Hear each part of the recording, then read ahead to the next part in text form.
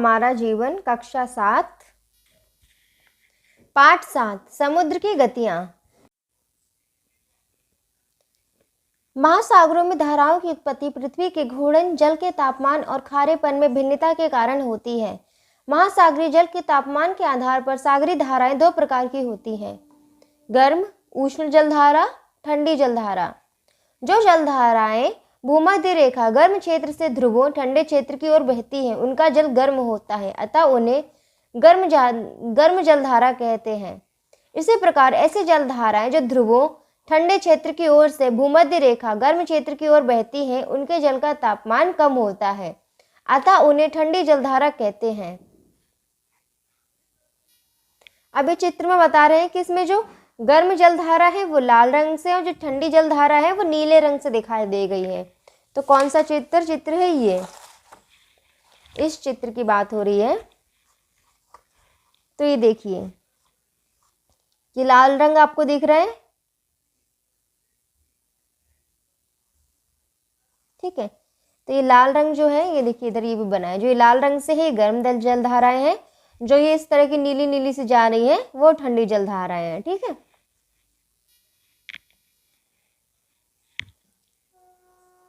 आइए विश्व की कुछ प्रमुख महासागरीय जलधाराओं के बारे में जानें। गल्फ स्ट्रीम जलधारा, यह अटलांटिक महासागर की एक प्रमुख गर्म जलधारा है। गल्फ स्ट्रीम की धारा उत्तरी अमेरिका महाद्वीप के मेक्सिको की खाड़ी से उत्पन्न होकर उत्तर की ओर प्रवाहित होती है। आगे चलकर पछुआ पवनों के प्रभाव में आकर यह अचानक पूर्व की ओर मुड़ जाती है और यूरोप महाद्वीप के पश्चिमी तट तक पहुंचती है। इस गर्म जलधारा के प्रभाव से यूरोप का उत्तर पश्चिमी तट सर्दियों में भी जमने नहीं पाता, जबकि उत्तरी अमेरिका का उत्तर पूर्वी तट बर्फ से जम जाता है। इसी कारण यूरोप महाद्वीप के सभी बड़े बंदरगाह वर्ष भर आवागमन के लिए खुले रहते हैं। लेब्राडोर की धारा, यह एक ठंडी जलधारा है। यह आर्कटिक सागर से प्रारंभ होकर न्यूफाउंडलैंड के पास गल्फ स्ट्रीम जलधारा से मिलती है। यह कनाडा के लेब्राडोर पठार के पूर्वी तट के किनारे से बहती है, अतः इसे लेब्राडोर जलधारा के नाम से जाना जाता है। लेब्राडोर की ठंडी धारा के साथ बर्फ के बड़े बड़े खंड आइसबर्ग न्यूफाउंडलैंड तक आते हैं। सोचिए आइसबर्ग की उत्पत्ति कैसे होती है। क्यूरोशियो जलधारा,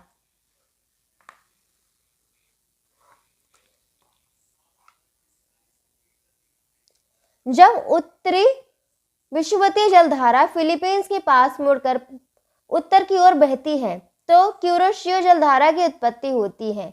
यह एक गर्म जलधारा है। जापान तट के पास यह जलधारा पछुआ पवन के प्रभाव में आकर पूर्व की ओर मुड़ जाती है।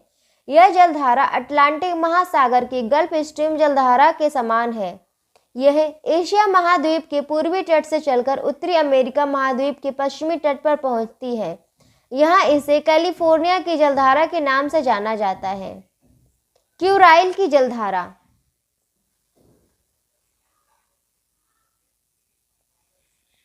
यह जलधारा आर्कटिक महासागर का ठंडा जल प्रशांत महासागर में लाती है।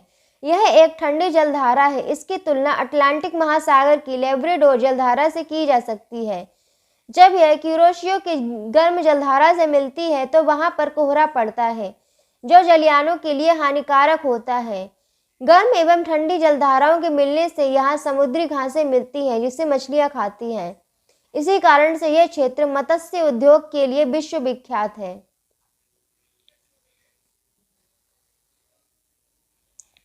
समुद्री जलधाराओं का प्रभाव सबसे अधिक तटीय भागों पर होता है। ये जिन तटीय भागों से होकर बहती हैं, अपने स्वभाव गर्म या ठंडी के अनुसार वहां के मौसम और जलवायु को प्रभावित करती हैं।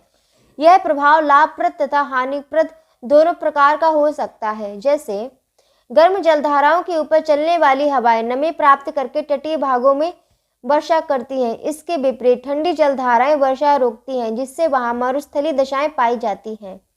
गर्म जलधाराओं के प्रभाव के कारण ठंडे स्थानों के बंदरगाह साल भर खुले रहते हैं। जैसे यूरोप महाद्वीप के उत्तर पश्चिमी तट के बंदरगाह वर्ष भर खुले रहते हैं। गर्म तथा ठंडी जलधाराओं के मिलने के स्थान पर कोहरा पड़ता है, जिससे जलयानों को क्षति पहुंचती है।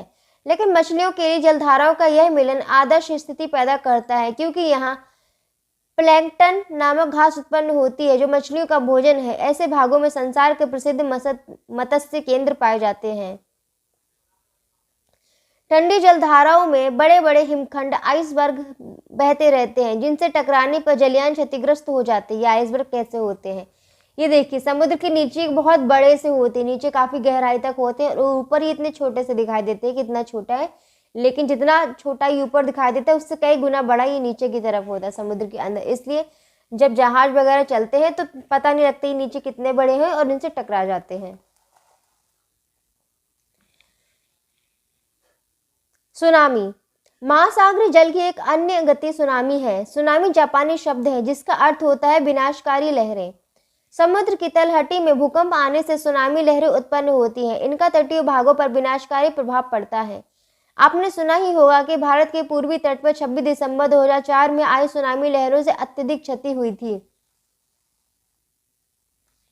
इन्हें भी जानिए। समुद्र की तलहटी समान रूप से चपटी नहीं है, ये काफी ऊबड़ खाबड़ है। समुद्र के अंदर संसार के अधिकतम लंबाई वाले पर्वत, अधिकतम गहराई वाली खाइयां तथा विशाल मैदान पाए जाते हैं। महाद्वीपीय किनारे से समुद्र की तली तक जो स्वरूप मिलता है जिसे क्रमशः महाद्वीपीय मग्न तट, महाद्वीपीय मग्न ढाल, गहरा सागरीय मैदान तथा महासागरीय गर्त कहते हैं।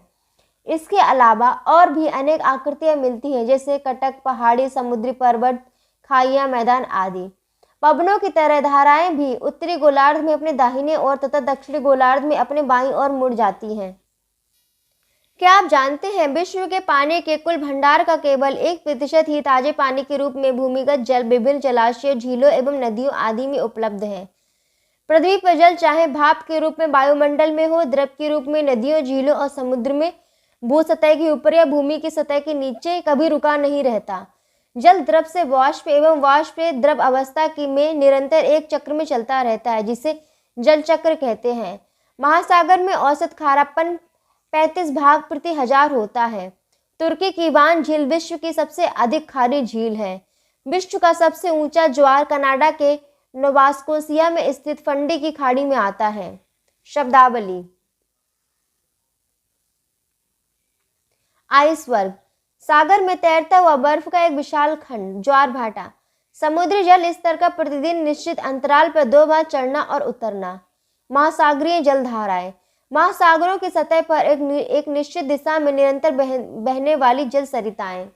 तो ये चैप्टर, ये पार्ट यहाँ पर खत्म होता है और इसकी अगली वीडियो में आपको इस पार्ट के जो अभ्यास है, अभ्यास क्वेश्चन, प्रश्न है, उत्तर, इसके सारे आपको देखने को मिल जाएंगे अगली वीडियो में, तो आप वो देख लीजिएगा।